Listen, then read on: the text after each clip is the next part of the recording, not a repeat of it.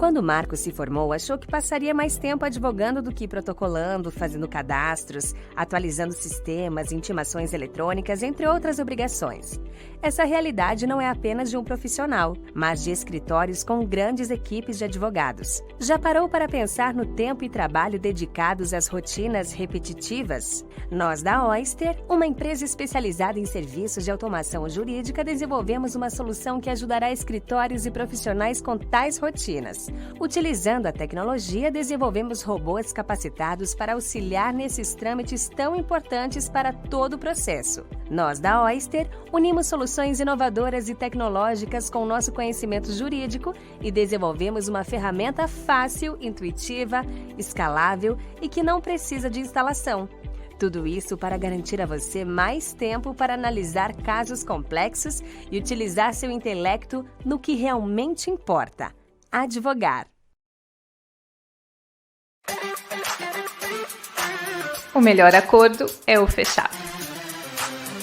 A morosidade e a burocratização de processos e negociações acarretam em diversos problemas para o negócio, sem alcançar resultados satisfatórios. Acordo fechado é a inovação que otimiza o negócio e celebra acordos.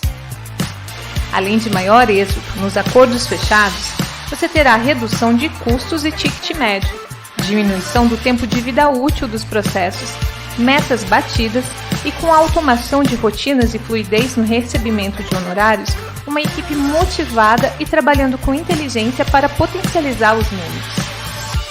Em 3 anos, foram 216 mil casos tratados na plataforma. Êxito nos segmentos de mercado de até 60% de telefonia, até 40% em empresas de serviço público, até 50% em bancos e até 50% nas empresas de e-commerce. Com acordos fechados, seu negócio não precisará gastar com expansão de equipe, custas e honorários e terá processos encerrados. São mais acordos e menor custo.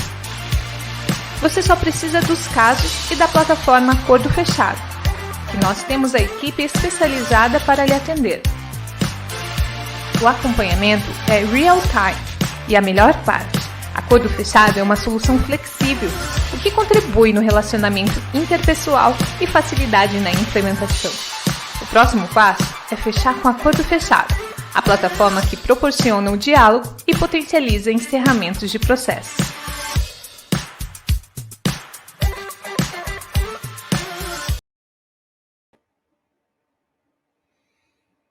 Bom dia para todos que estão prestigiando o evento ao vivo. A Oyster e a Acordo Fechado, com apoio da AB2L Distrito, têm a honra de recebê-los para o segundo dia da 5ª edição do Lautech Rio. Em primeiro lugar, agradecemos você que assistiu ontem o primeiro dia do evento e hoje está prestigiando esse segundo e último dia. Se você ainda não assistiu o vídeo de ontem e estiver assistindo agora pelo YouTube, assine já o canal da Oyster e o canal do Acordo Fechado e retorne para assistir depois. Novamente agradecemos você que aceitou nosso convite e veio se conectar e reinventar, participando de discussões sobre o uso de tecnologias no direito e de tendências no cenário nacional. Nesta edição do Lautech Rio, transmitida 100% online, estamos ao vivo, além dos canais do YouTube que eu comuniquei, também no evento criado no LinkedIn da Oyster. Hoje traremos casos concretos de mudanças que estão acontecendo em grandes escritórios e em todo o judiciário, e como essas aplicações têm impactado o nosso dia a dia, democratizando o conhecimento e proporcionando a integração entre profissionais das áreas jurídica e tecnológica, advogados e judiciário. Agradecemos e saudamos as pessoas que compõem essa mesa diretora virtual. Rafael Cailê, fundador e CEO da Oyster. Rafael Dias, fundador e CEO do Acordo Fechado e cofundador da AB2L. Eu, Marcos Antônio Assunção Cabelo, atualmente sou vice-presidente da Comissão Especial de Tecnologia Jurídica do Conselho Federal da OAB e conselheiro seccional da OAB São Paulo. Teremos também a participação de nossos palestrantes, Hugo Filardi, mestre e doutor em Direito Processual pela PUC, professor de Direito Processual Civil pela UFRJ já lecionou em diversas faculdades, sócio da Siqueira Castro Advogados. No segundo painel, teremos Ivar Hartmann, doutor em Direito Constitucional pela Universidade do Estado do Rio de Janeiro, professor do INSPER. Nosso evento hoje tem como tema Ciência de Dados aplicada ao Direito. E está dividido em 2 painéis. O primeiro, que eu já disse que será apresentado pelo Hugo Filardi, vai falar sobre jurimetria, seu uso já está interferido na aplicação das decisões judiciais? E, no segundo, a palestra de Ivar Hartmann, e o uso do Big Data pode reduzir as distorções no julgamento de ações similares? Lembramos mais uma vez que esse evento tem um caráter de promover doação voluntária dos participantes. Então, não esqueça de fazer sua doação para o Instituto da Criança. O Instituto da Criança existe há 27 anos, é uma solução para promover o desenvolvimento humano por meio de investimento social e privado e gestão de projetos. A organização inspira a prática da solidariedade. Então, para realizar a sua doação, basta enviar um Pix para o e-mail pix@institutodacrianca.org.br. Criança com C, tá? Não com cedilha. pix@institutodacrianca.org.br. Destacamos que todos que fizeram inscrição e confirmaram sua presença na plataforma Simpla vão receber certificados de participação do evento. Nesse momento, convidamos Rafael Dias, fundador e CEO da Acordo Fechado, para conduzir o segundo dia da abertura da quinta edição do Lautec Rio. Bom dia, pessoal. É um prazer enorme estar aqui hoje abrindo o segundo dia da quinta edição do Lautec Rio. Está sendo o último Lautec Rio desse ano e é um privilégio muito grande estar com palestrantes como o de ontem. Nós tivemos feras aí palestrando e hoje também ter a presença dos amigos, né? O professor Ivar Hartmann, que a gente guarda um carinho muito especial, foi uma pessoa que nos orientou muito quando nós criamos o Acordo Fechado, tanto eu quanto os meus sócios, Marcelo e o Ricardo. Também o Hugo, também, que é um amigo. Durante boa parte da minha carreira jurídica, eu tive a oportunidade de trabalhar lado a lado, ter a oportunidade de aprender muito com ele. Então, para a gente, hoje é um dia muito especial aqui para o Lautec Rio, especialmente para o Acordo Fechado, ter pessoas que a gente guarda muita estima. Espero que todos aproveitem o evento, tenho certeza que serão palestras aí muito boas. Continuando, convidamos para suas considerações iniciais Rafael Caillet, fundador e CEO da Oyster. Bom dia, pessoal, tudo bem? Primeiramente, agradecer aí todo mundo aí que está fazendo acontecer esse evento, aos palestrantes aí. Acho que o Dias já fez uma ótima apresentação aí sobre eles. E, cara, eu gosto sempre de trazer todo mundo aí a reflexão de a gente utilizar esse espaço, esse momento de agregar conhecimento, né, num geral, assim, para a gente aproveitar esse momento, essas pessoas que estão aí dedicando seu tempo e para pensarmos no dia a dia aí do nosso escritório, do nosso departamento, da nossa carreira num geral, assim, né? O que nós estamos fazendo para inovar, né? A gente fala muito de inovação, vê muita gente indo em palestras, em momentos como esse, assim, a gente é bem tech em algumas partes, assim, né? Procura fazer uns eventos rápidos, mas querer transmitir de uma forma rápida e fácil mensagem de inovação para todo mundo. Então, aproveitem esse momento e tragam a reflexão de onde vocês estão inovando no escritório. E qualquer dúvida, a gente fica à disposição aí para ver em quais pontos nós podemos somar e quais pontos a gente pode indicar, né? A gente conhece muita gente nesse meio, todos feras, e vão, com certeza, aí poder contar, às vezes, um pouco da experiência que todos já tiveram. Então, aproveitem o momento, façam perguntas no chat, se ficar alguma dúvida, etc. E a gente está aqui para somar aí nesse ambiente. Beleza, pessoal? Tenham um bom dia. Muito obrigado, Caillet. E é isso mesmo. A toda a nossa audiência, eu acho que esse tema é um dos temas mais intrigantes no direito agora, né? A gente fala muito de automação, fala muito de inteligência artificial, mas a inteligência artificial está intimamente ligada também à ciência de dados. E hoje nós vamos ter 2 ótimos palestrantes falando sobre o tema. Então, coloque suas dúvidas canais de comunicação e das redes, que a gente vai tentar, em seguida, a explanação do palestrante, sanar as dúvidas para vocês, tá? Então, para darmos início ao painel Ciência de Dados aplicada ao Direito, convidamos Hugo Filardi, mestre e doutor em Direito Processual Civil pela PUC São Paulo, professor de Direito Processual Civil da Faculdade Nacional de Direito, UFRJ, já lecionou na IMERGE, FSJ, FGV, IBMEC, na Faculdade Rui Barbosa da Bahia e na Escola Superior de Advocacia em Pernambuco. Ele é sócio da Siqueira Castro Advogados e ele vai apresentar o tema Jurimetria, seu uso já está interferindo... Jurimetria, seu uso já está interferindo na aplicação das decisões judiciais? Ele vai iniciar a palestra logo após o vídeo de abertura. 25 minutos, por volta de 25 minutos, mais perguntas, tá bom?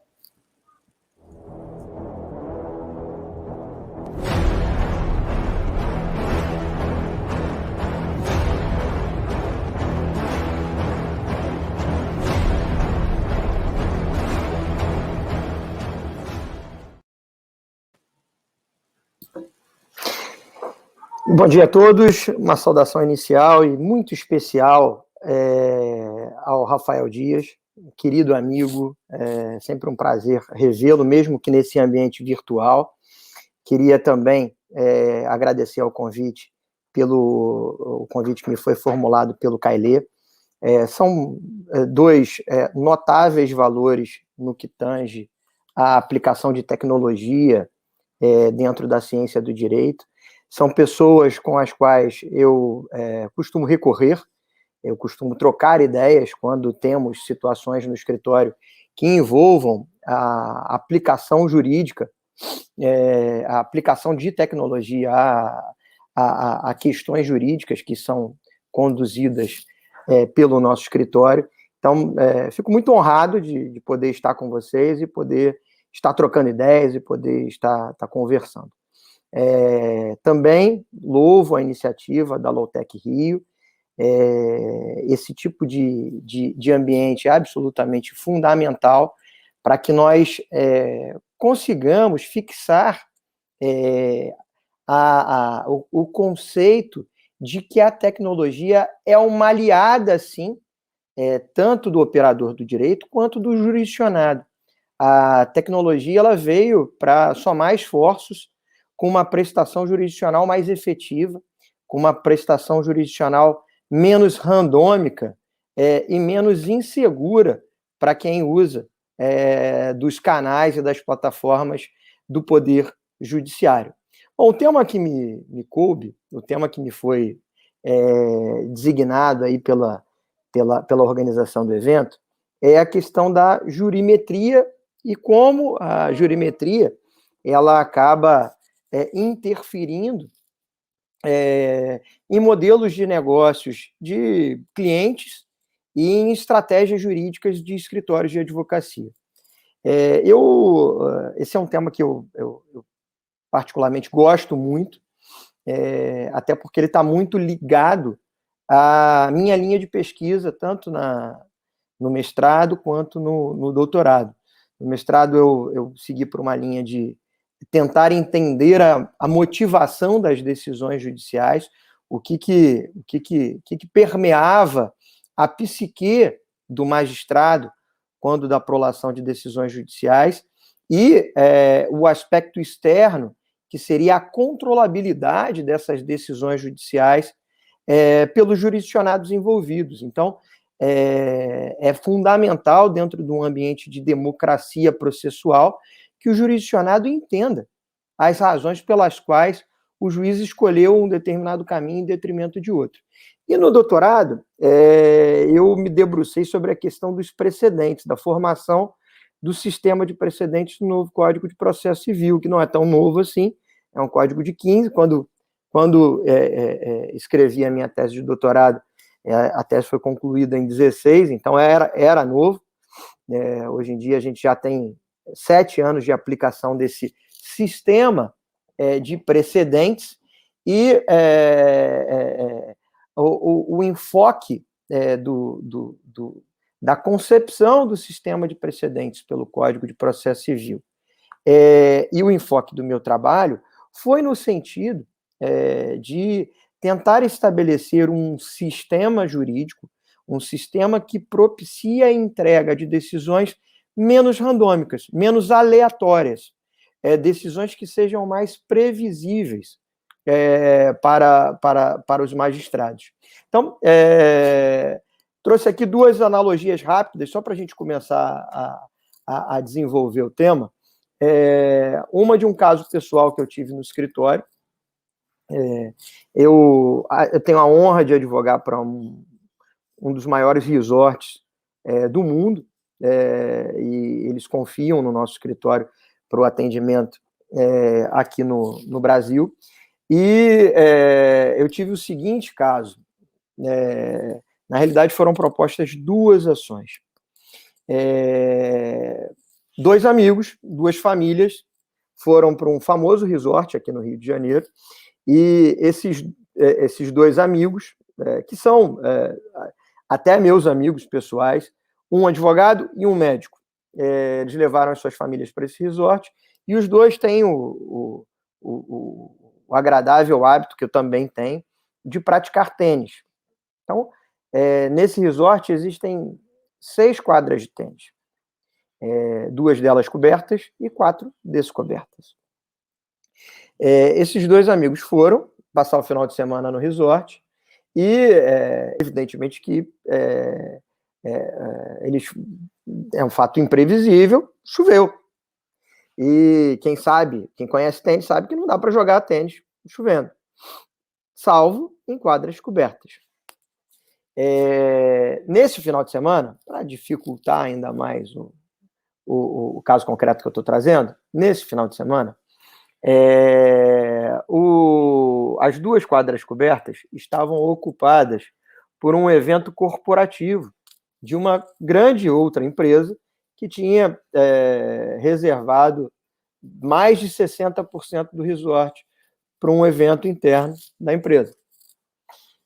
Ou seja, qual foi o fato aí? O que gerou a judicialização?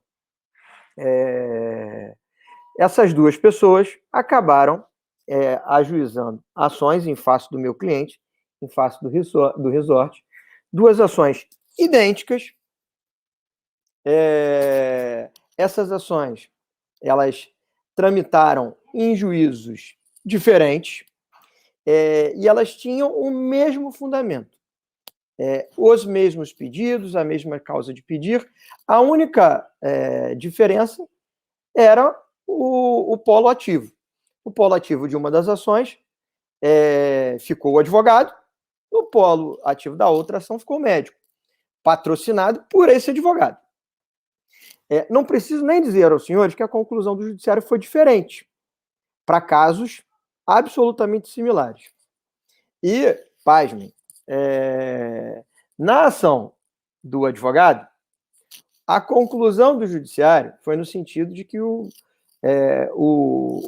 havia, sim, ali uma quebra do contrato, que o advogado teve uma restrição no seu pleno direito de uso das dependências do resort, e pelo fato de não ter conseguido praticar tênis, ele faria juízo até a dano moral. Então, ele teve ali parte do seu pacote devolvido, uma espécie de ressarcimento por danos materiais, e ainda fez jus a uma condenação de danos morais na casa de R$15 mil. A mesma ação, com a alteração apenas do polo ativo, em que o advogado saiu e entrou o médico, a conclusão do judiciário foi diferente. O judiciário concluiu que o médico não faria jus a danos materiais e não faria jus a danos morais. O médico, patrocinado pelo advogado que ganhou a mesma causa, a petição inicial idêntica, tramitando em juízos diferentes, o advogado teve o seu pleito acatado pelo Poder Judiciário, e o médico amigo, patrocinado por ele mesmo, o advogado, teve o seu pleito rechaçado pelo Poder Judiciário. Para completar a cereja desse bolo, nós apelamos no caso em que perdemos, e o advogado manejou o recurso de apelação no caso do médico, amigo dele, que teve os pedidos julgados improcedentes. Essas apelações foram julgadas por uma mesma Câmara Civil, por um mesmo relator, no mesmo dia de julgamento, numa mesma sessão. Desafio aos senhores a anteciparem qual foi o pronunciamento do Judiciário. O Judiciário negou, o Poder Judiciário aqui do Rio de Janeiro, o Tribunal de Justiça do Rio de Janeiro, negou o provimento às duas apelações. Ou seja, uma mesma Câmara Civil entendeu que para você jogar tênis você precisa de duas pessoas, no mínimo, né? Um dos jogadores faria jus a dano moral e dano material por não ter jogado. O outro, não. Foi essa a conclusão que o Judiciário, que o Poder Judiciário, o Tribunal de Justiça do Estado do Rio de Janeiro aqui chegou. Me veio, quando eu estava me preparando para entrar, me veio um outro exemplo de ontem. Eu gosto muito de futebol, muitos dos senhores também devem gostar de futebol, eu sou torcedor do Flamengo, eu sou um apaixonado, um enlouquecido torcedor do Flamengo. Tão logo termine aqui essa palestra, eu informo aos senhores que eu estarei indo para o Galeão, me dirigir a Montevidéu para trazer o tricampeonato para o Flamengo. Mas ontem, na rodada do Campeonato Brasileiro, ocorreram dois jogos. Um jogo envolvendo o Flamengo empatou com o Grêmio, e um outro jogo envolvendo o Palmeiras, que é o adversário do Flamengo no sábado, e o Atlético. Vocês devem estar se perguntando, Hugo, você está trazendo um exemplo de futebol que não tem nada a ver. É decisão randômica. E decisão randômica rechaça ou impede uma calibragem mais efetiva de jurimetria. Vamos lá. O Palmeiras tinha, numa rodada anterior, em dois jogos anteriores, ele sofreu com a anulação pelo VAR de dois gols. Gols em que teriam sido sob uma determinada ótima legítima, porque quem finalizou estava em condições de jogo, mas houve uma interferência de um outro jogador, de um segundo jogador, que cruzou a linha de visão do goleiro, então teria atrapalhado o goleiro e este jogador estaria em situação de impedimento. Vejam, ontem o Atlético Mineiro teve um gol validado nesta mesma situação. Um mesmo fato, uma mesma situação, ela pode ter respostas absolutamente diferentes de um mesmo jogador. No primeiro exemplo, eu falei do Tribunal de Justiça do Rio de Janeiro. No segundo exemplo, eu falei da cabine do VAR, que é um grupo de 6 juízes que ficam trancados na sede da Confederação Brasileira de Futebol. Um mesmo fato, uma mesma situação jurídica ou não, inquinam em julgamentos absolutamente diferentes. Onde é que eu estou querendo chegar com isso? Quando se começou a estudar a questão da jurimetria, quando começou-se a tentar utilizarmos instrumentos tecnológicos de predição de julgamento. E por que isso é importante? Porque isso permite que empresas e advogados, que jurisdicionados, possam pautar suas posições de acordo, possam calibrar seus pedidos, ou possam, internamente, resguardar provisionamento ou contingenciamento de determinadas ações com base em respostas que seriam antecipadas por ferramentas de tecnologia, que, analisando o histórico de julgamento de determinados julgadores teriam condições de dizer, em determinadas situações, como aquele julgador se posiciona.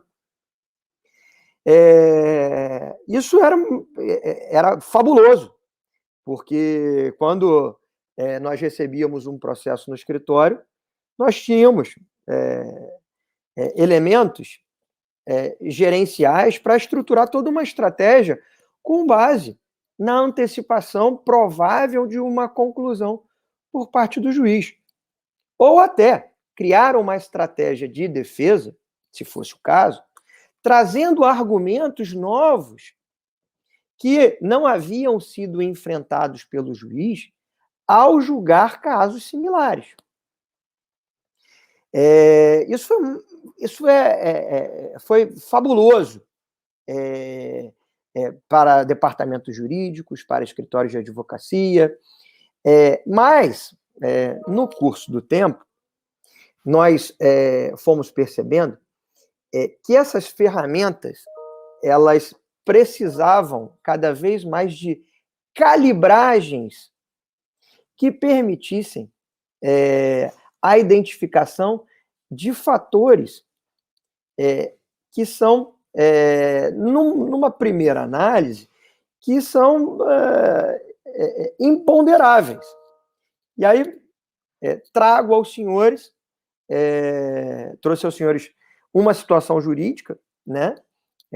O julgador, ele, de certa forma, ele não está vinculado ao seu entendimento num determinado caso para julgar um caso subsequente, mesmo que ele seja idêntico. Não existe essa vinculação, desde que esse julgamento não seja pautado em algum tipo de precedente obrigatório, aqueles precedentes lastreados lá pelo artigo 927 do Código de Processo Civil, ou o sistema de súmulas vinculantes previstos pela Constituição. Mas o fato objetivo é que existem situações que elas não foram, num primeiro momento, identificadas pela inteligência artificial que gerenciava toda a máquina de predição de julgamentos. Senhores, imaginem um juiz de juizado especial. O juiz de juizado especial é um juiz togado, mas ele conta com o apoio, dependendo do juizado, de 15 a 20 juízes leigos. Os senhores acham que os juízes titulares conseguem exaustivamente revisar todas as sentenças que eles chancelam e que são proferidas por 20 juízes leigos, que têm percepções, que têm valores que são absolutamente diferentes entre si? Imaginemos uma outra situação. Imaginemos aqui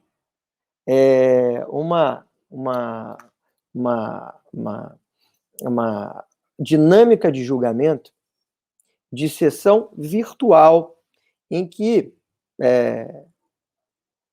não há a possibilidade de interferência externa do advogado. O advogado não está lá para pedir pela ordem, o advogado não está lá, muitas vezes, para fazer a sua sustentação oral e para lembrar ao julgador, você já julgou daquela outra forma.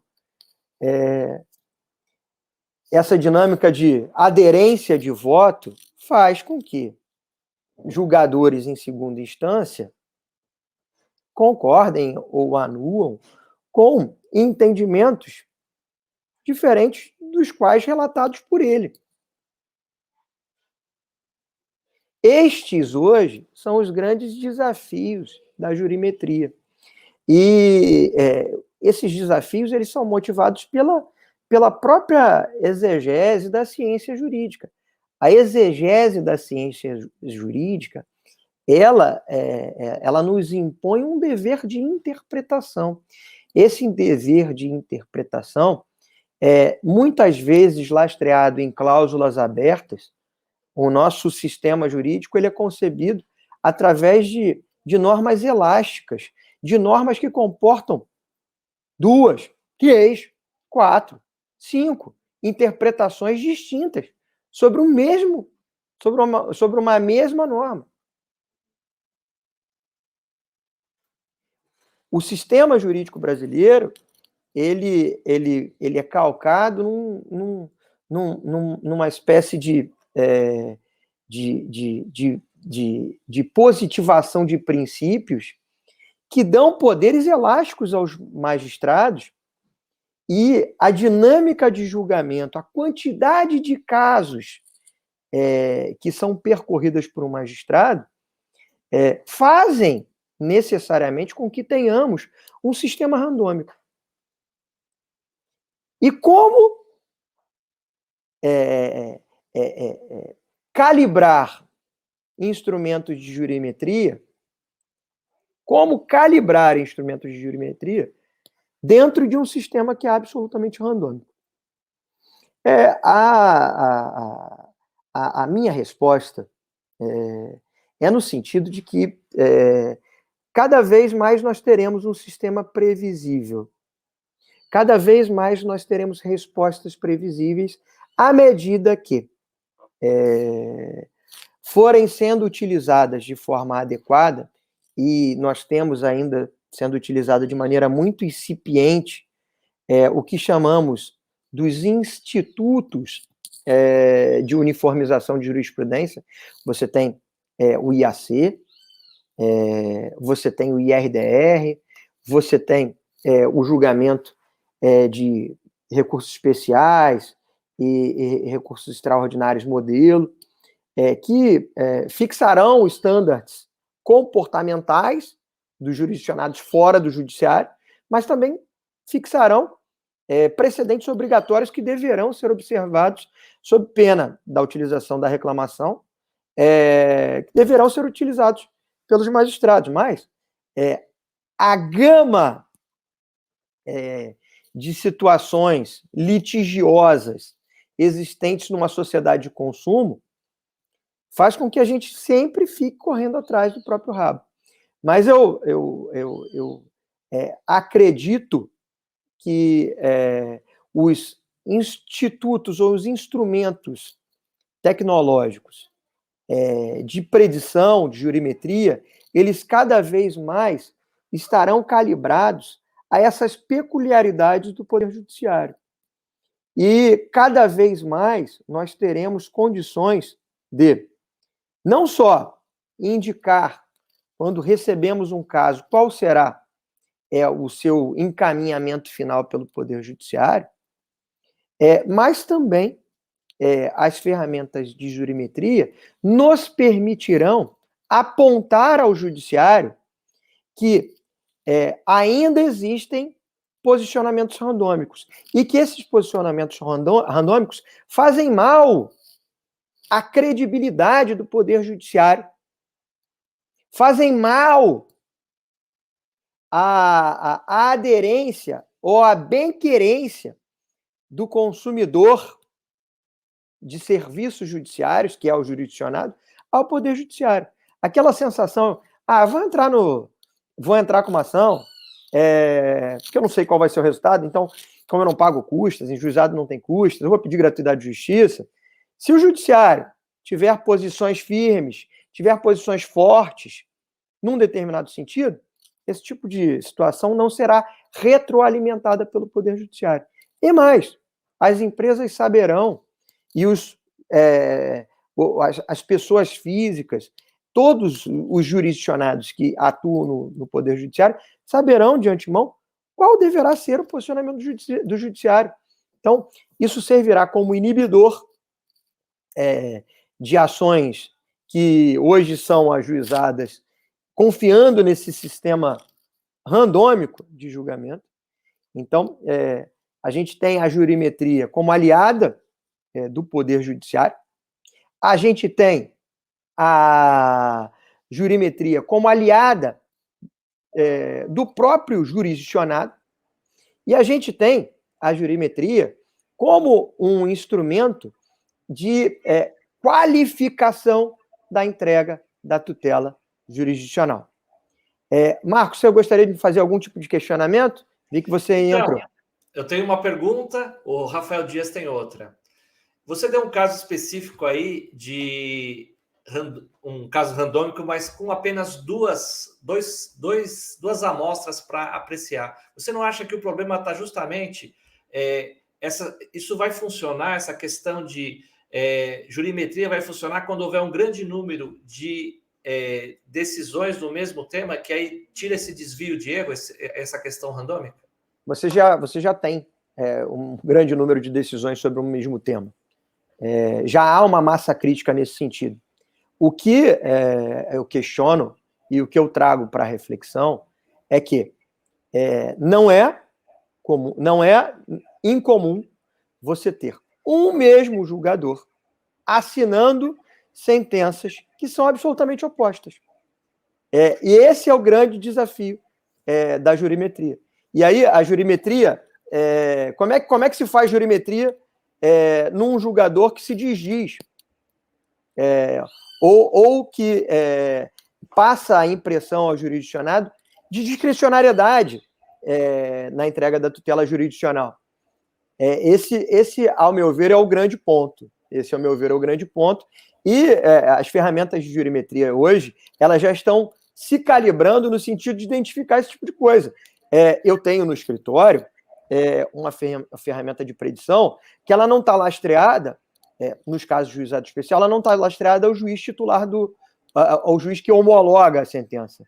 Ela está pareada com o juiz leigo, porque eu sei que em 90% dos casos o juiz togado vai chancelar a sentença redigida pelo juiz leigo, então eu tenho que parear com o juiz leigo. Então, a gente vai, no curso do tempo, e aí por isso que eu acho que cada vez mais a gente tem que ter, de forma latente, a tecnologia como aliado do jurisdicionado, como aliado do advogado. A tecnologia não é substitutivo de advogado.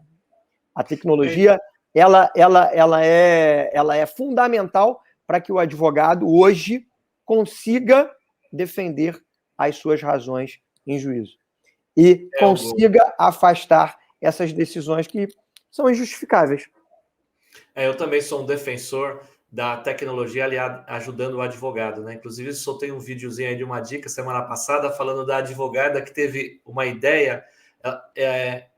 A cliente queria processar uma pessoa e só tinha o número de celular, só sabia o primeiro nome. Aí ela simulou um Pix para ele, ela mandou um Pix de 1 centavo lá, ela conseguiu descobrir o nome completo e uma parte do CPF. Depois, com isso, na internet ela conseguiu, né? Mas vamos fazer um bate-bola rapidinho. A palestra está muito interessante, a gente tem umas 2 ou 3 perguntinhas aqui e o tempo já está estourando. Eu queria que você respondesse um pouquinho mais curto, tá? Pergunta do Rafael Dias. O uso da jurimetria na padronização das decisões judiciais deve levar ao nosso país ao uso de um modelo de aplicação de jurisprudência interpretativa no modelo Common Law? Olha, a gente não... O sistema da Common Law... O brasileiro... Você me pediu para responder rápido, mas a pergunta foi longa e difícil. O brasileiro tem uma péssima mania de importar tudo. Ele importa tudo e tenta aplicar no seu modelo. A gente que conhece um pouco de tecnologia sabe que determinados sistemas não são aderentes a outros sistemas. Né? Os sistemas acabam sendo fechados, acabam sendo incompatíveis. Eu penso que o sistema de padronização de decisões judiciais, o sistema de formação de precedentes, ele teve uma inspiração, sim, no Common Law, por óbvio, até porque o juiz no Common Law ele cria o direito, diferente do sistema do Civil Law. Nós temos uma raiz muito forte do Civil Law. Na realidade, haverá o que ocorre no direito brasileiro é uma tropicalização dos precedentes da Common Law para o sistema do Civil Law. Então, muita gente me pergunta em sala de aula, não, nós somos do Common Law agora. Longe disso. Nossa matriz é de Civil Law. A gente tem códigos, a gente tem uma produção legislativa intensíssima, então a nossa matriz é do civil law. E não tem sistema certo ou errado, meu amigo. Eu tive a possibilidade de fazer um curso há uns 4 anos em Londres, e a gente que fica, não, porque o Common Law é maravilhoso, o Common Law é espetacular. Em Londres, eu não vi nada disso. O que eu vi foi, há cerca de 15 anos, a edição de um Código de Processo Civil em inglês. Então, se o Common Law fosse tão fabuloso assim, os ingleses não teriam, através do Lord Wolf, criado um Código de Processo Civil positivando, legislando sobre regras de direito processual civil.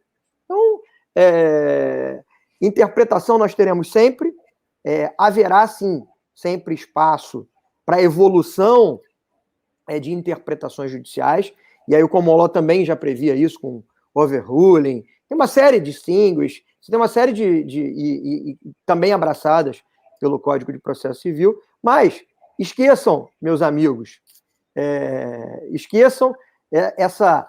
não viramos Common Law. Não viramos nada de Common Law, e tudo que a gente está importando só será, de fato, aplicado se for compatível com o sistema do direito brasileiro, que tem uma matriz muito enraizada de civil law. Não fui tão rápido assim, mas não briga comigo não, meu amigo. Não. É que eu peço essa rapidez, porque quanto mais rápido, mais perguntas são respondidas. Mas eu espero... Use o tempo que for necessário para dar resposta. Eu pretendo também ser rápido, até porque eu quero assistir a palestra do meu querido amigo Ivar, que tem muito mais conteúdo do que eu e vai ser muito mais agradável do que a minha. Então, prometo finalizar rápido para poder passar de palestrante a espectador, porque o Ivar tem muito mais a ensinar do que eu.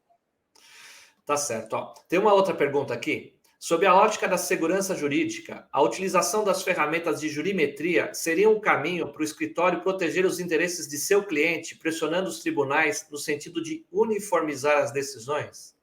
Sim. A jurimetria é fundamental para que nós consigamos mostrar ao judiciário que posturas randômicas ou decisões conflitantes sobre um mesmo fato jurídico, elas denigrem a imagem do próprio Poder Judiciário. E elas retroalimentam um perverso sistema de propositura lotérica de ações. É basicamente isso. A pergunta é muito pertinente, vi que foi trazida pelo Ricardo, que não fiz uma saudação ao Ricardo, mas cabe aqui. Ricardo é um querido amigo e obrigado pelo convite também, Ricardo. Tá certo. Então, eu vou fazer o seguinte, o tempo, a gente ainda tem mais 1 minutinho, então eu vou fazer só um comentário com você. Eu lembro que no começo do ano 2000, eu estava defendendo uma empresa numa sustação de protesto. Então, a empresa contrária, né, não do meu cliente, ingressou com os protestos e eu pedi a sustação. E na época eu pedi que houvesse a dispensa da garantia em dinheiro, e sim fazer uma garantia real. E o juiz indeferiu e eu agravei. Na época, os agravos de instrumento não tinham vinculação. Então, eu agravei.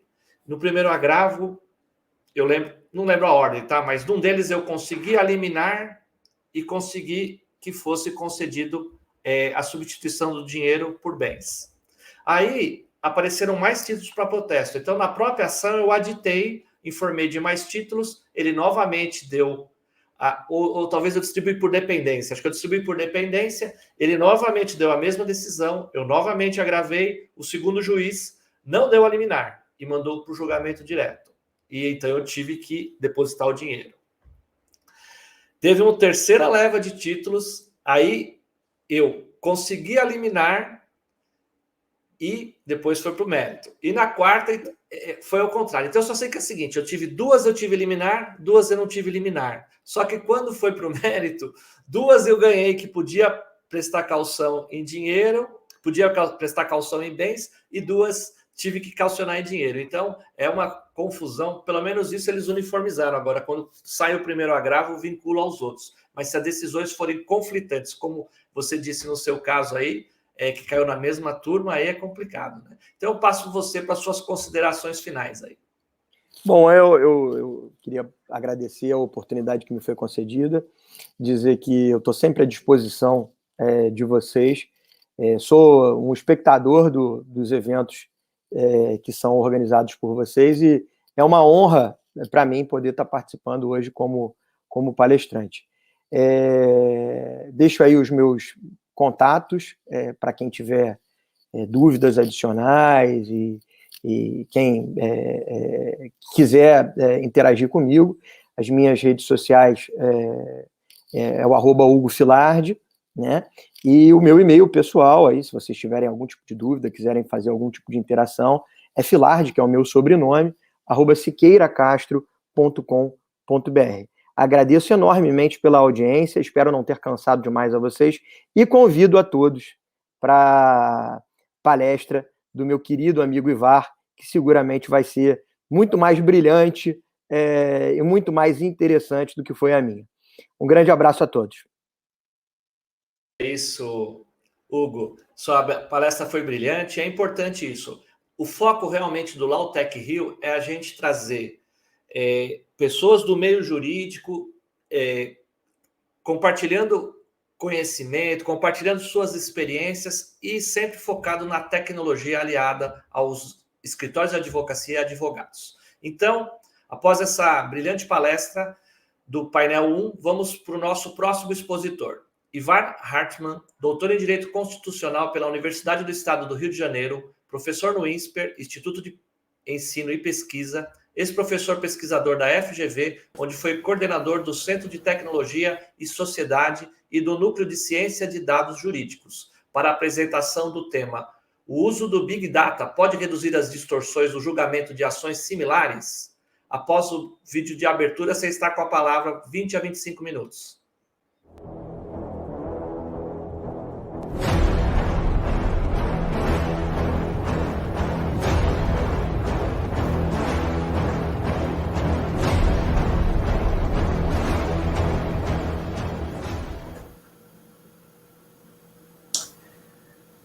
Olá, bom dia a todos e a todas. Queria agradecer a generosidade do convite feito pela agora 5ª edição do Lautec em Rio. É uma grande alegria acompanhar esse evento importante da tecnologia aplicada ao direito no Brasil, agora chegando à sua 5ª edição ao longo dos anos. E agradeço, né, o convite de poder compartilhar um pouco das minhas pesquisas sobre esse tema do Big Data e decisões similares, especialmente na jurimetria. Agradeço pela oportunidade de poder participar, agradeço também, e aí na pessoa especialmente, né, do Rafael Dias, e agradeço as generosas palavras, exageradamente generosas palavras do colega Hugo, que acho que com certeza tornou meu trabalho aqui muito mais difícil, né, porque falar logo depois dele seguir o Hugo é muito mais difícil do que se eu tivesse sido o primeiro, né, então levantou muito a expectativa, né, subiu a barra para a contribuição aqui, e eu espero poder trazer, então, uma resposta satisfatória, ou minimamente satisfatória, para essa pergunta que é, com certeza, central para o direito brasileiro hoje, para o judiciário brasileiro hoje, para os operadores e operadoras do direito no Brasil hoje. É possível, né, quer dizer, o Big Data, ele pode, de alguma forma, reduzir as distorções no julgamento de ações similares? Essa é a questão central, né? Eu vou compartilhar aqui rapidamente a tela, que eu tenho alguns slides aqui para mostrar, com alguns gráficos. Não sei se já estão enxergando aí, eu acho que sim, né?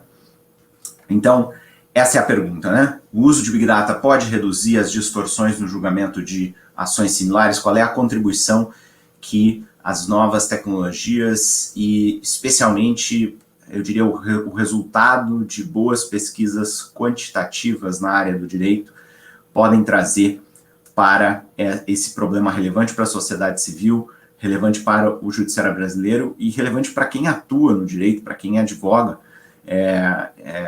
tanto quanto para, eu diria, né, é frustrante para quem está lá perante, né, o judiciário, trazendo questões muitas vezes novas e às vezes a sua petição inicial, a sua razão recursal é confundida, né, com alguma ação repetitiva, com algum pedido repetitivo quando não é, e por outro lado pode ser também frustrante para quem julga, né, que tantas e tantas ações, tantos e tantos recursos cheguem ao judiciário, batam a porta do judiciário para trazer talvez exatamente a mesma questão que o judiciário já julgou, rejulgou milhares e milhares de vezes. Às vezes algumas questões foram julgadas novamente sem necessidade pelo judiciário brasileiro dezenas de milhares de vezes, né? Então certamente é frustrante também para quem está do outro lado da mesa, não é só para quem advoga, para quem não é só para, né, para a Defensoria Pública, para o Ministério Público, é frustrante para quem está do outro lado da mesa, digamos assim, e recebe essa avalanche de pedidos similares, tem que dar conta dessa avalanche de ações similares. Isso é frustrante também. Então, de um lado, é uma questão relevante para a atuação, para até qualidade de vida, né, de profissionais que atuam na prática jurídica, mas, por outro lado, é uma preocupação também com a qualidade das decisões que são tomadas, com a qualidade dos fundamentos e com o próprio, digamos assim, com a saúde do próprio processo decisório. Né, um processo decisório no judiciário brasileiro em que pedidos similares, ou às vezes o mesmo pedido disfarçado de pedido novo, mas que ações similares são julgadas de maneira muito diferente, isso é um problema que vai muito além, né, da qualidade de vida e é muito mais do que só sobre as frustrações eventuais de profissionais na área.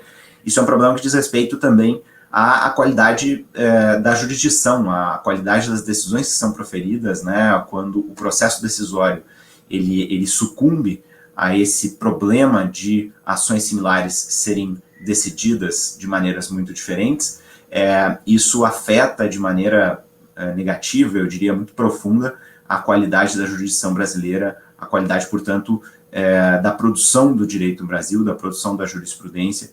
Então, certamente essa pergunta, né, que a organização do evento fez, essa provocação, ela é crucial para o direito brasileiro hoje, e ela é tão mais relevante quanto mais processos, mais ações o nosso judiciário recebe. E considerando a ordem de magnitude dos processos que o nosso judiciário recebe hoje, nós certamente estamos diante de um cenário comprovado de que, empiricamente, de que há uma concentração muito grande de ações similares, né?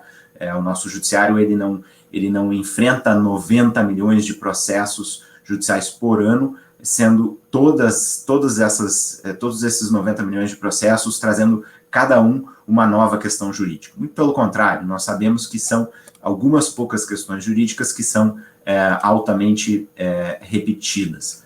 Então, aqui, para tentar resolver esse problema, nós teríamos duas opções, né, de partida, duas opções possíveis. Uma primeira opção possível para evitar distorções nas decisões judiciais diante de ações similares, de pedidos similares ou de recursos similares, nós poderíamos adotar regras sobre como se decide. Então, nós poderíamos criar certas obrigações para juízes e juízas, para desembargadores, desembargadoras, né, ministros, ministras, em relação a o que seguir.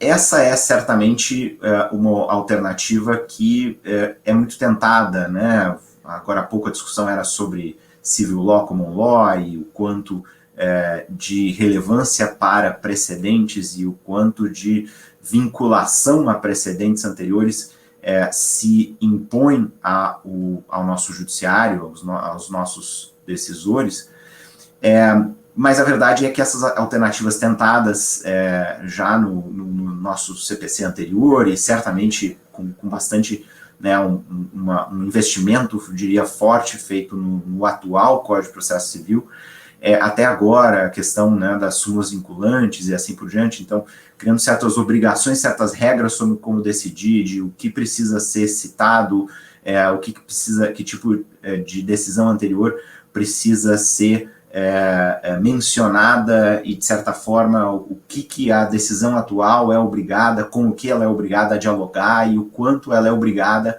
a repetir, né, alguma decisão anterior, especialmente quando é de uma instância superior. Essas alternativas são sobre, impondo regras sobre como é que o juiz ou juíza vão decidir no caso concreto. E me parece que um cenário em que elas fazem parte do todo, né, que essa primeira alternativa faz parte do todo, faz parte de um pacote, acho que é um cenário melhor em que nós simplesmente ignoramos essas alternativas, né, é um cenário em que a gente diga agora, né, causas repetitivas, súmula vinculante, vamos jogar tudo isso fora, vamos abrir mão disso. Acho que não é o melhor, né, acho que tem uma contribuição.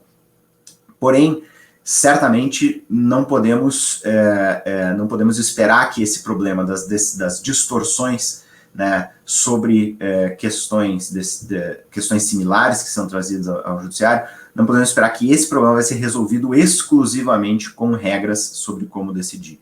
E me parece que, olhando para trás, nós vemos que, de fato, quando as apostas foram exclusivamente em regras sobre como decidir, nós vemos que certos institutos, como, por exemplo, a súmula vinculante, são insuficientes, muitas vezes são mal aplicados, são aplicados sem critério, e, portanto, sozinha essa alternativa de regras sobre como decidir se mostrou incapaz, de novo, não é que ela deve ser abolida, mas ela se mostrou incapaz de sozinha responder ou resolver esse problema relevante sobre as distorções, né, decisões com distorções diante de pedidos similares ou de ações idênticas.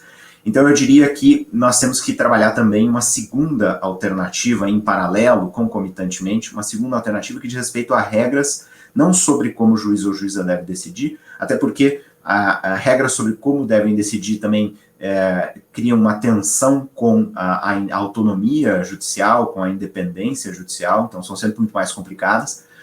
Mas nós temos que investir também em regras sobre informações para subsidiar decisões. Então, quais são as informações que, né, o judiciário deve obrigatoriamente fornecer ao juiz, à juíza, para que essa pessoa decida aí como vai ser sua decisão.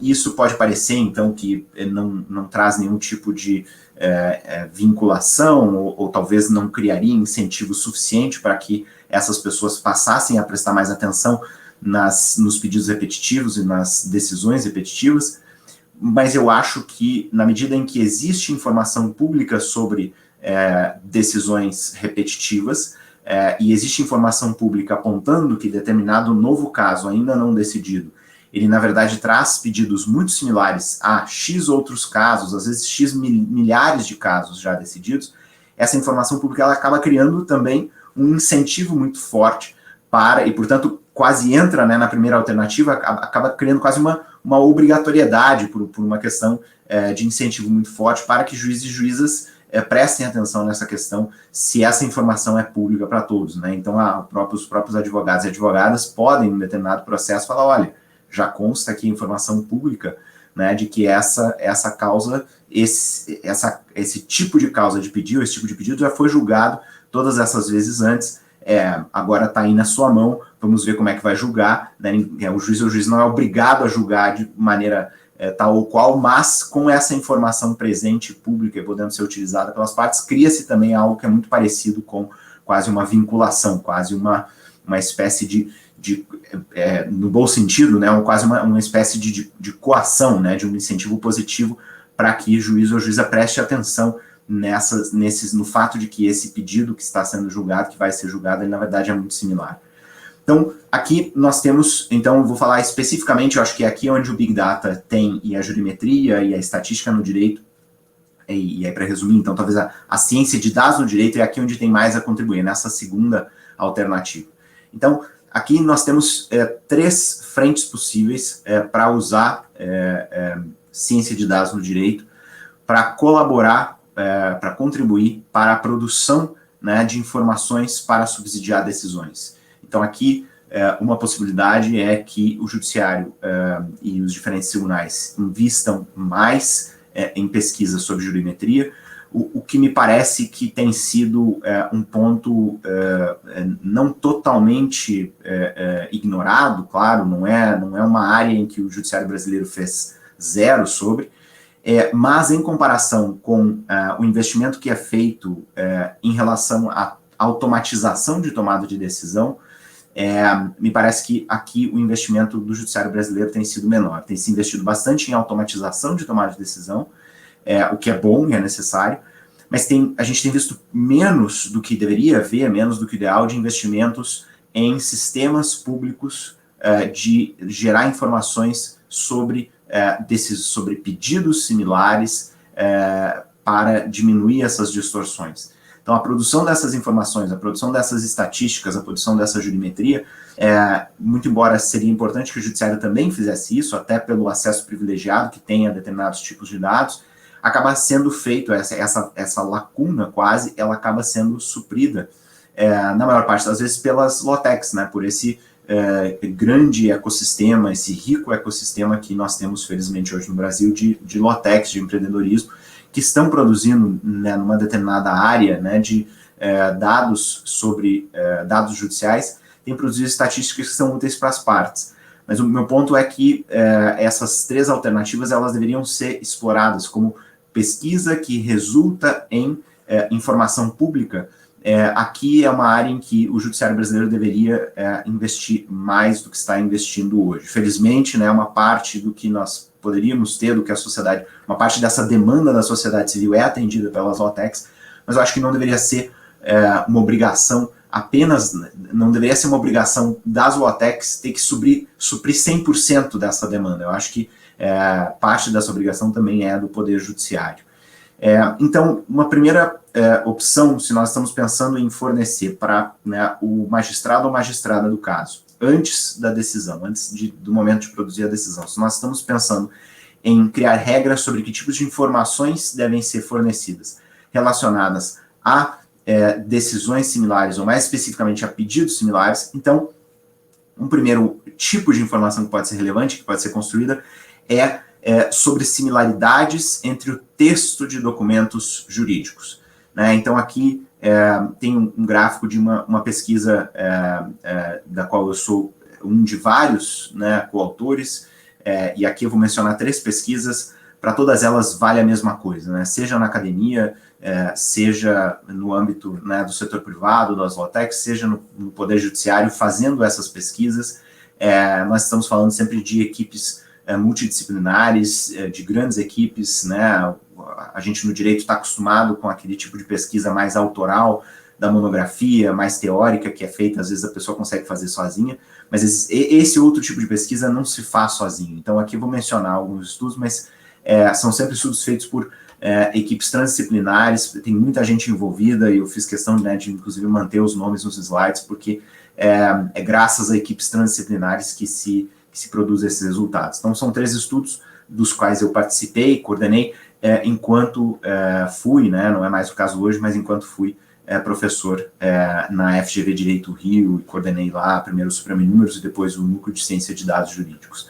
Então, o que nós temos aqui? Aqui nós temos um exemplo de uma tentativa de identificar em larga escala e olhando exclusivamente para o texto de decisões, nesse caso do Supremo, similaridades entre essas decisões. Então, vejam que, para identificar similaridade, nós teríamos muitas variáveis possíveis, né? Eu posso presumir que decisões proferidas por uma mesma pessoa podem ter similaridades, ou decisões de classes processuais similares podem ter similaridades. Aqui nós não estamos usando essas variáveis, digamos assim, metadados sobre o texto das decisões. Aqui a pesquisa era tentando identificar o quanto é possível, né, chegar, quão longe a gente consegue ir na identificação de similaridade, olhando apenas para o texto jurídico. Então vejam que graças à análise exclusivamente de texto, é possível plotar, né, nesse plano bidimensional as decisões todas. Então, cada ponto aí é uma decisão. Aqui, se não me engano, tem 5 mil decisões ou 10 mil decisões, alguma coisa assim, monocráticas, né? Não vou mencionar aqui de quais ministros ou ministras do Supremo, porque esse não é o ponto, mas a gente tem 5 a 10 mil decisões monocráticas aqui plotadas, e é possível perceber, graças, né, ao uso das cores, que mesmo usando nada a não ser o texto das decisões, é possível identificar certas similaridades e agrupar ou clusterizar determinadas decisões. Por que isso é relevante? Porque, primeiro, pode ser utilizado para um magistrado numa instância superior identificar grupos de decisões similares na primeira instância ou numa instância inferior, por exemplo. Né? Então, de posse dessa informação, essa pessoa, ao decidir um recurso, ela pode saber, por exemplo, que, né, se essa informação for fornecida, ela pode saber que a decisão de primeira instância que ela agora vai revisar, na verdade, se insere em um desses clusters, e ela pode pegar as outras decisões desse cluster e ver como essas decisões no seu recurso foram decididas. E, em tese, deveria haver alguma similaridade, algum cuidado na decisão. Então, isso é uma primeira razão.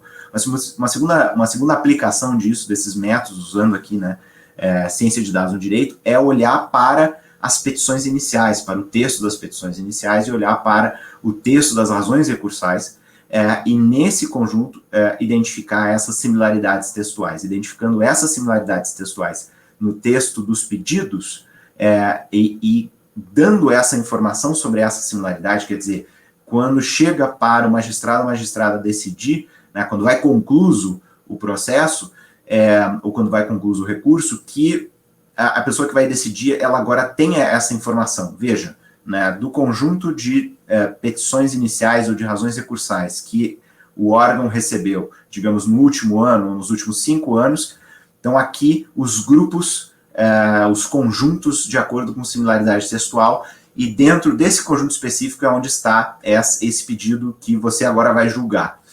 Portanto, isso é uma informação relevante, é uma informação adicional que poderia ser muito útil. Então, isso é uma primeira pesquisa que foi feita lá, que essa não foi publicada ainda, mas deu resultados, deverá ser publicado no futuro, deu resultados frutíferos. Um segundo caminho possível é identificar não só similaridade exclusivamente textual, mas identificar argumentos jurídicos similares em documentos jurídicos. E aqui, o objetivo é revelar certas similaridades que talvez não sejam tão óbvias, né? Talvez o primeiro caso é uma aposta na revelação de muito copia e cola, né? Do uso de templates em petições iniciais, que a gente sabe que é muito comum, né? A primeira estratégia ela é útil para identificar o uso de templates em recursos, que a gente sabe que é muito comum também, ou até em decisões judiciais, que também usam templates, a gente sabe que é comum. Essa segunda opção é um pouco mais sofisticada. Às vezes eu posso ter uma grande similaridade nos pedidos ou no recurso quando chega ao judiciário, ainda que o texto daquele pedido, daquela petição inicial, ou daquela razão recursal, ainda que o texto seja novo, ainda que ele seja diferente, mas talvez, ainda assim, o pedido é o mesmo. Isso acontece, isso pode acontecer, e obviamente seria bom se a jurimetria e as entidades jurídicas desse para o órgão decisório esse tipo de informação também. Então aqui nós estamos indo além de olhar apenas a identidade dos textos, nós estamos olhando para uma tentativa de, usando Big Data, encontrar argumentos similares dentro de textos talvez diferentes. Então aqui tem um outro exemplo de um estudo, esse sim publicado, já mostro no próximo slide a fonte, esse saiu muito recentemente. Aqui nós fizemos um esforço para, a partir de um conjunto enorme de decisões também do Supremo, criar um set de treinamento, digamos assim, né, para treinar a máquina como identificar precedentes, citações a precedente, como treinar a máquina para identificar citações à doutrina e citações à legislação. Então, para isso, e portanto é um esforço de processamento de linguagem natural, para treinar a máquina para fazer isso bem, nós precisávamos de um documento, né, um conjunto de documentos grande o suficiente, que fosse anotado, né, em que no texto, né, como está aí, por exemplo, né, o ministro Herman Benjamin, que, né, fosse anotado para ensinar a máquina, isso aqui é o primeiro nome, isso aqui é o segundo nome, isso aqui, né, essa parte do texto é o tribunal, essa primeira parte do texto é o número CNJ, essa segunda parte é a classe processual. Então, são várias entidades que precisam ser identificadas no texto para ensinar a máquina a fazer esse mesmo tipo de identificação. E aí nós utilizamos, né, atividades dentro da graduação, então, portanto, estudantes de direito, especificamente da disciplina, né, de programação para advogados e advogadas, esses alunos e alunas, parte da sua capacitação e parte dos seus exercícios era justamente fazer essa marcação, fazer esse labeling, né, de um conjunto muito grande de decisões do Supremo. Então, quase 100 pessoas trabalharam nesse labeling, para daí a gente comparar a similaridade entre o que essas pessoas estavam fazendo nas marcações. A gente descartou aquelas marcações que eram discrepantes e ficou só com as marcações que eram muito similares entre si, e daí a gente presume, né, uma certa precisão. E aí esse conjunto das marcações mais similares, então milhares de marcações, isso foi usado para treinar a máquina. E aí o resultado foi esse paper, então, que foi publicado recentemente, essa Information Processing and Management, é uma revista muito importante da área de engenharia, tem um fator de impacto gigantesco, mas aqui a pesquisa era para mostrar, é possível treinar a máquina se o set, né, de dados, se o set de treinamento é bem feito o suficiente, é possível treinar a máquina para identificar essas entidades que muitas vezes são o centro de argumentos jurídicos, né? Então, quase sempre o centro de um argumento jurídico é um determinado princípio, uma regra, um dispositivo legal, ou o centro de um argumento jurídico que pode estar na petição inicial, que pode estar na razão recursal, é um determinado precedente que é citado, ou o centro disso é uma determinada posição, uma determinada afirmação que é feita em um texto da doutrina. Então, identificando essas entidades, é possível identificar, um primeiro passo, um passo muito importante para identificar argumentos. A questão e era isso que era o problema de pesquisa relevante aqui, né? Será que eu consigo fazer isso? Ensinar a máquina a fazer isso de maneira automatizada em milhões de decisões? E a gente teve bastante sucesso, né? Após treinar com esse dataset, os modelos, de maneira geral, eles tinham mais de 90% de sucesso de precisão, né, de F1, na identificação dessas entidades. E aí um terceiro exemplo, chegando próximo aqui do fim, vejam que está, de certa forma, em ordem de complexidade, em ordem de sofisticação das estratégias, né? Obviamente, tentar identificar pedidos similares, olhando apenas para a identidade do texto, é um primeiro passo, é um passo relevante, mas ele, como disse antes, ele pode ainda não revelar certas similaridades de pedido, ele talvez é meio simplista demais para ser a única alternativa e o único caminho no qual se investe. Então, para além desse caminho, paralelamente, tem que existir também um esforço para, usando Big Data, identificar essas entidades nos textos das petições iniciais e das decisões, das razões recursais, para permitir agrupar em função de dizer, essas 5.000 ações iniciais chegaram com o mesmo argumento jurídico, por exemplo, e dar essa informação para quem vai decidir depois. Mas tudo isso ainda não é tão sofisticado quanto identificar as relações entre as decisões, que é o que foi feito em um outro estudo, onde nós olhamos, esse publicado ainda esse ano também, mas há alguns meses, onde nós olhamos para 280 mil decisões do STJ ao longo de vários anos, focadas em direito empresarial. Então a gente olhou para um nicho, para uma certa área específica do direito, e dentro dessa área, identificadas as citações a precedentes, graças a esse trabalho anterior que eu tinha mencionado, a gente sabia qual era a rede de citações entre essas decisões de um ramo específico do STJ. 280 mil é grande o suficiente para a gente poder usar Big Data. Identificando essas redes de citações, a gente consegue revelar, né, algo mais sofisticado sobre as relações entre essas decisões. Então, algo que foi identificado uma rede muito grande de decisões envolvendo questões, né, de direito do consumidor e ações de empresas de telecomunicação. Que talvez nem seja um tema tão relevante para direito empresarial no Brasil, mas era uma rede muito grande, né, das decisões, veja, um tema altamente repetitivo, né, que sempre chegou ao STJ, e a gente dimensionou claramente, graças à análise, e aqui a estratégia é uma estratégia de uso de análise de rede, né? Então, análise de rede é uma estratégia de pesquisa, de investigação absolutamente comum, né, feita em milhares de estudos em outras áreas do saber, mas dentro do direito ainda não é tão utilizada quanto deveria, ainda está em estágio inicial, eu diria.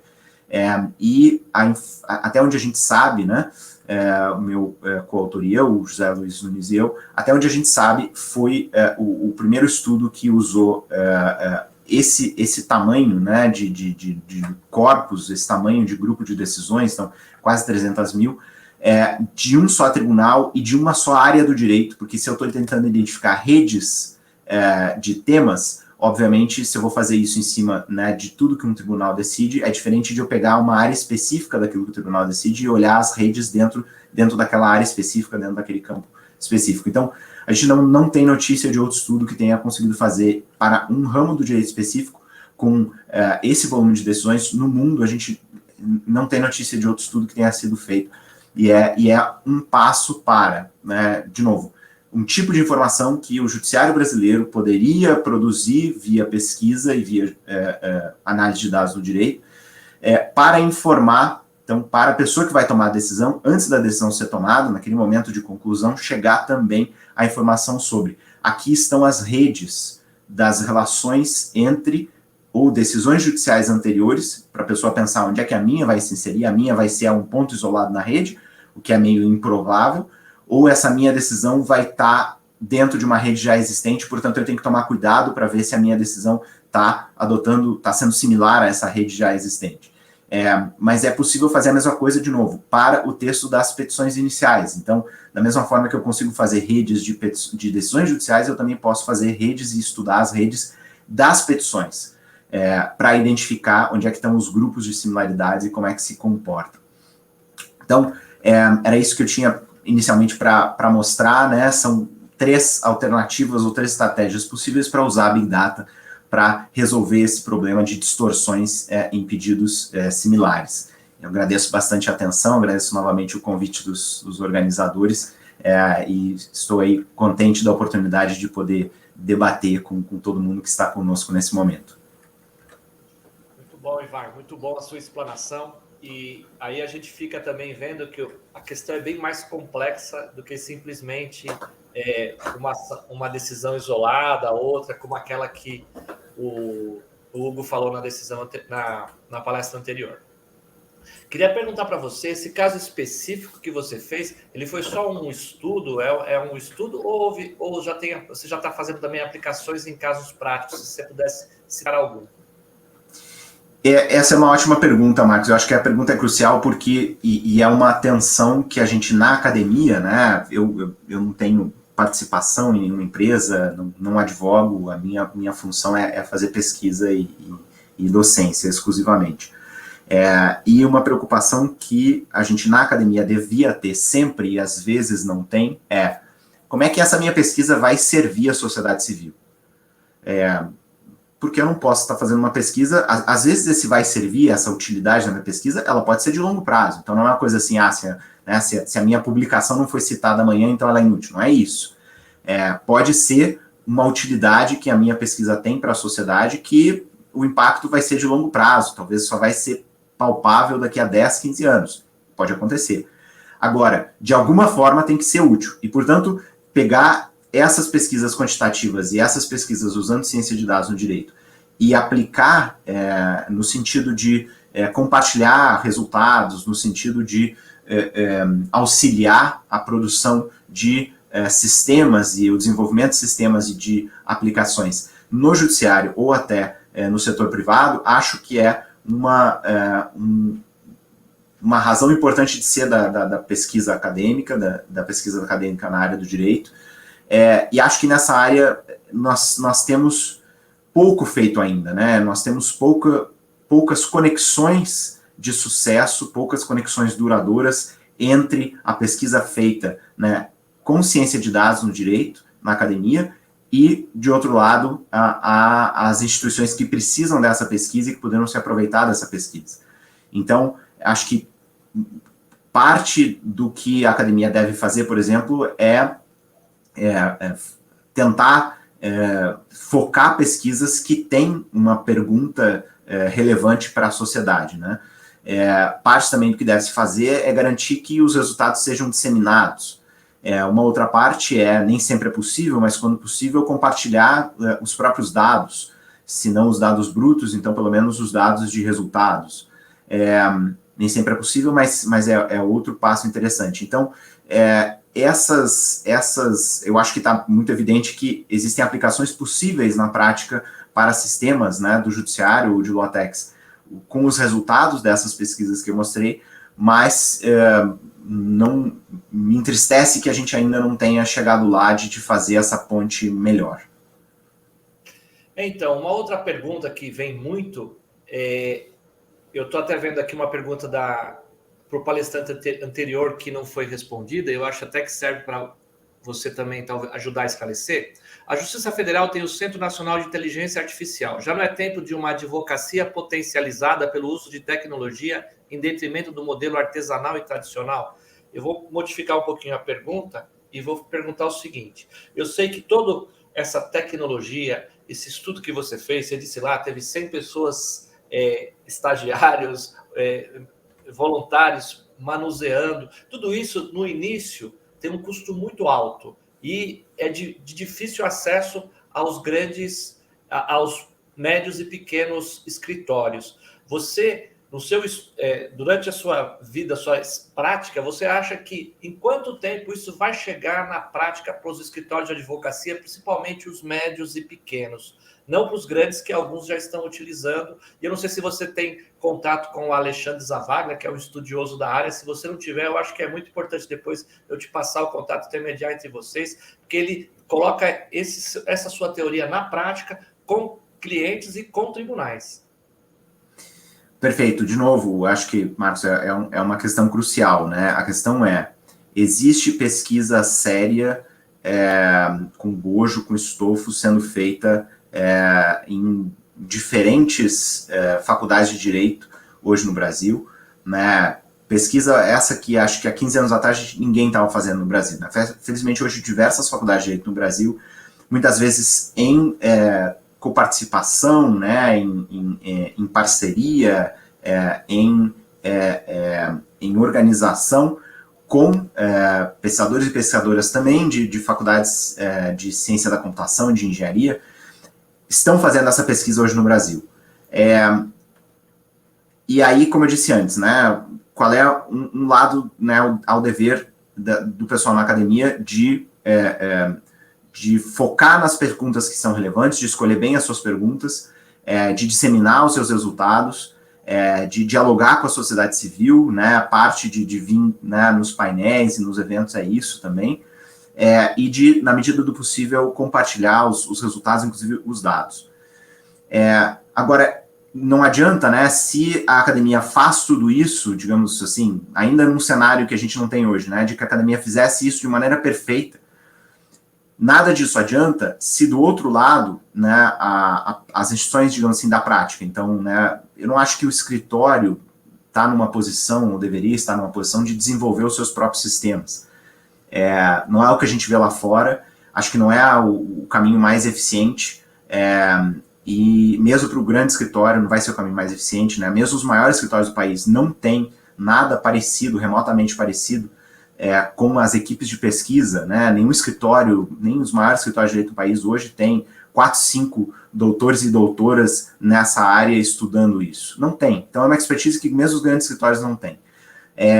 Então, a maneira mais eficiente seria, de fato, LaTeX da área investirem nisso e criarem esses sistemas, e aí, né, venderem os seus serviços para os escritórios, que é muito necessário, ou instituições do judiciário fazerem isso. Mas o que eu estava falando é que mesmo que a academia fizesse seu trabalho de maneira perfeita, e não acho que está lá ainda, de outro lado, precisa haver o reconhecimento por parte dessas instituições, então das LaTeX, do setor privado e dos órgãos judiciais, de que quem está melhor posicionado para fazer pesquisa não são eles, é a academia. E a academia está fazendo essa pesquisa.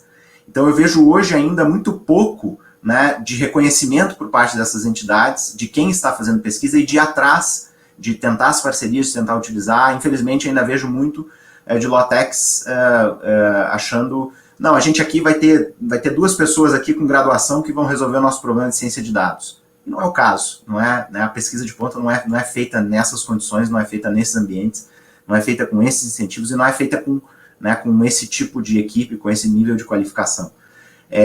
Então, acho que esse outro lado ainda está faltando.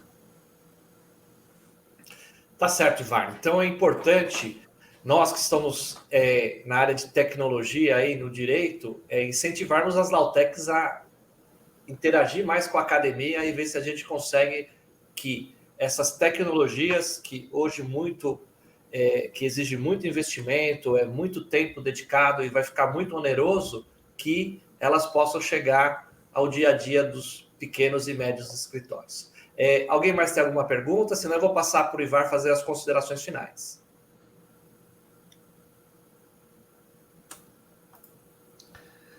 Não tem nenhuma pergunta na rede aqui, ninguém falou no chat. Então, Ivar, agradeço sua participação, foi muito interessante. Eu tenho uma frase no final aqui que às vezes a pessoa assiste a sua palestra e fica meio perdido. Eu tenho uma frase aqui que eu vou falar agora no encerramento que eu captei aqui durante o andamento da sua apresentação.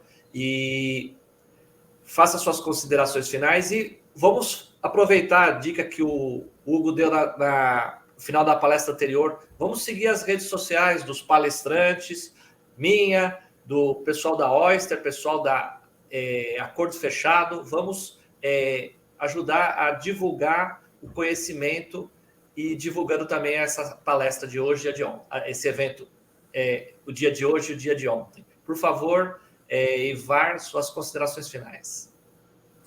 Obrigado, Marcos. Eu acho que essa é uma boa mensagem e eu acho que o que eu queria falar para fechar, além de novamente agradecer, né, o convite e a oportunidade de participar aqui, compartilhar o resultado dessas pesquisas, o que eu queria falar é que muito do que a gente ainda precisa construir envolve pontes, envolve construir essas pontes, envolve efetivar essas pontes, consolidar essas pontes entre pesquisa na academia e aplicações práticas disso no judiciário e no setor privado.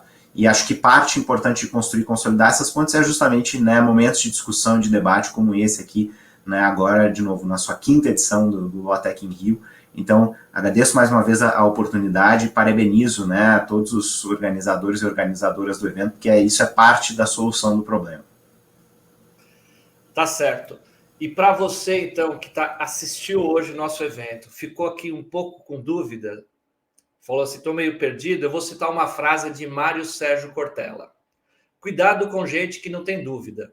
Gente que não tem dúvida não é capaz de inovar, de reinventar, não é capaz de fazer de outro modo. Gente que não tem dúvida só é capaz de repetir. Então, não vire um robozinho só repetindo prática dos seus atos e vamos inovar. Agradecemos a Oyster e a Acordo Fechado pela organização do evento, a B2L e a Distrito pelo apoio e a todos os participantes nesse 2º dia de evento. Encerramos a jornada por hoje, finalizando e em breve mais notícias sobre o próximo LAUTECH Rio. Um bom dia a todos.